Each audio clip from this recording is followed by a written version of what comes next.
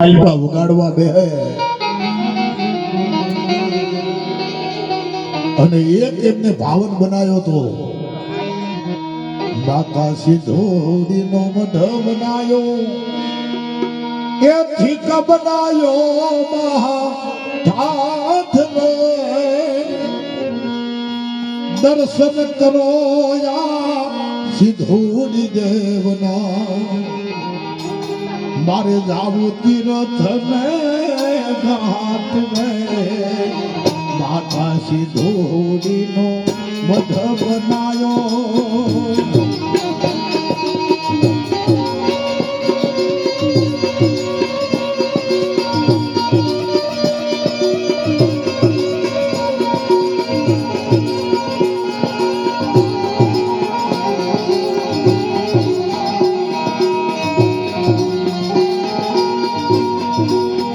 સિધોડી બેલડી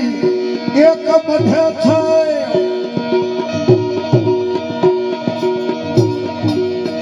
અનમોદીય છે તો હાથ ને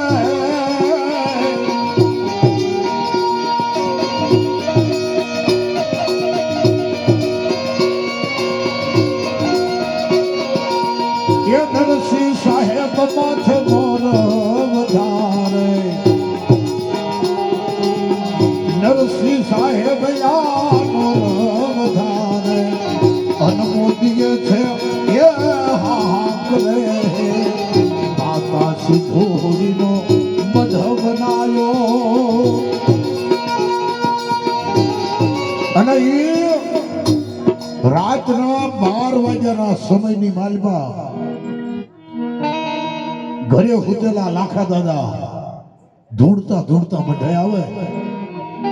અને આંબલીની માથેથી એમ કહેવાય છે કંકુનું પડીકું પડ્યું અને સિધોડી બોલી મારા કલિયા મારા લીમડા માંગી લે આપ સાંજ લઉં હું સિધોડી તને આવું છું આય કે મારી મારો તો વેહડી જેવો ધણી તને લઈ જઈ શું કરું અને તેની સિધોડીએ બોલ માંડ્યો છે મારા દાદા લીંબુએ બોલ માંડ્યો કે મળે મારા છોકરા ગમે અહીંયા રમવા જાય ફરવા જાય અને કદાચ મારી વીહડી જવાબ ન કરે અને મારા દાદા લાખાની દેવી મારી સિધોડી જો એ વસ્તુની તને હાથ કરે તારે વાર કરવી હોય તો તને પૂજવા લઈ દઉં નહીં તો નથી પૂજવા લેવું બાબો મુંબઈ આર્થર રોડ વહેલો જયારે માંડવો કરવા ગયો ને તારે ગોહેલવાડી મોટા દાખલા લઈને 15 લઈને આયા અને એ ગોહેલવાડ બાજુ ના કે દાદા તમારી પાસે કાંઈ છે મારી પાસે બધું છે મેડમભાઈ દોકડ છે હથોડી છે ડાક છે પેટી છે એ નહીં કે આ કઈક ના દાખલા કે ફાટી ગયા આવો સમજ કીધો ને તમારી સિધોડી યાદ આવી મળી જોજો અમે તો તને પૂજી નથી તને ભજી નથી પણ આવા શબ્દ બોલે છે ને મારી જોજો અમને તો ખબર નથી તારી કે તારો બોલ તો શું છે તું શું છો એ ખબર નથી અમને તાર મારી સિધોડી બોલી હતી કદાચ એને વાંઝા આવે ને પાંચ સાખરિયા રાવા રગતિયા જે ઠેકાણે ભૂવા ધોરણ જોઈ ધોણે આવવા દઉં ને તેથી મને સિધોડીને તાજીમ ન કરીશ બાપે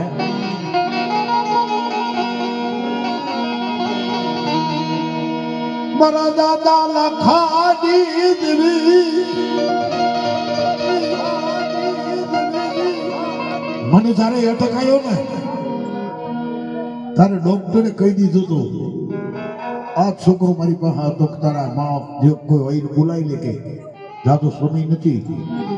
તેથી મારા મોટા દીકરાએ ઘરે ફોન કર્યો મારા કાકાની સોડીમાં છે કે તો સિધોડીના મઢે જઈ અને 2 આહુડા પાડ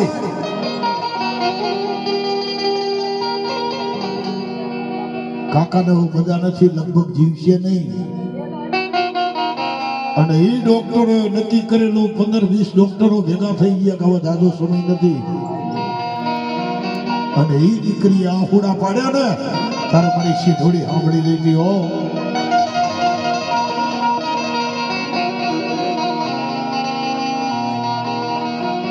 મારી સિધોડી બોલે કે જમના હાથમાંથી જો જીવ પાછો ન લાવું ને તો મને સિધોડીને ખોટ પડી જાય મારી ના દો.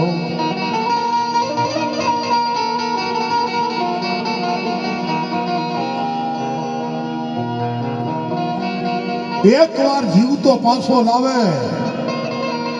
અને એ મારો મોટો દીકરો બોલ્યો તો કે મારી તારા નામના ગુણગાન ગાયા હોય અને આજ અમદાવાદની સિવિલમાં જો કદાચ મરી જાય છે ને મારા વાતો કરશે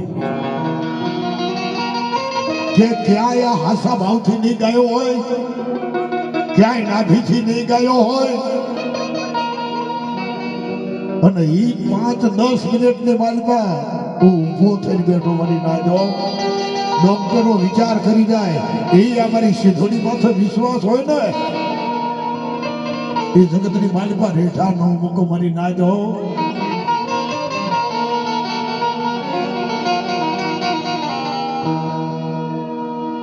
જીમ હિરિયાને લઈને મેલડી હાલી નીકળી હતી અને વિરમગામના તળાવની માથે હિરિયાને ઉભો રાખ્યો હતો કે હિરિયા ઉભો રે, હું ગામની માલમાંથી તારી હાથું ખાવાનું લઈ આવું. હિરિયાને ખબર નથી કે આ મેલડી છે અને એમ કહેવાય છે કે વાંઝાની બાયુ જેની પાણી ભરવા આવી અને એના ગળાની માલિકા સંદર્ભો હતો. એના બાપ ફાર્મલિયાએ મેલડી બેહાડી હતી અને ભાઈઓએ જેથી હાલી નીકળ્યો તેની એને માતા આપી દીધી કાલે લઈ જા, તારા બાપની દેવીઓ મારે નથી પૂજવી.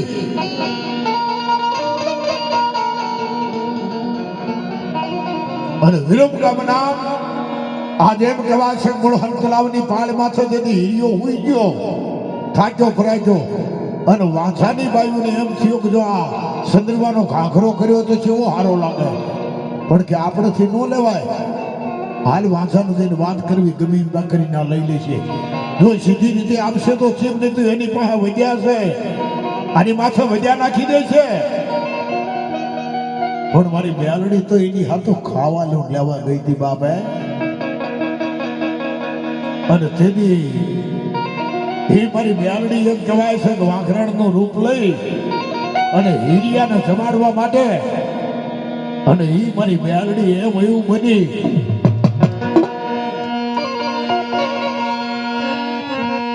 એ બટકો રોટલો દોય મને દો ભગવાન ગરડી મેલડી છો.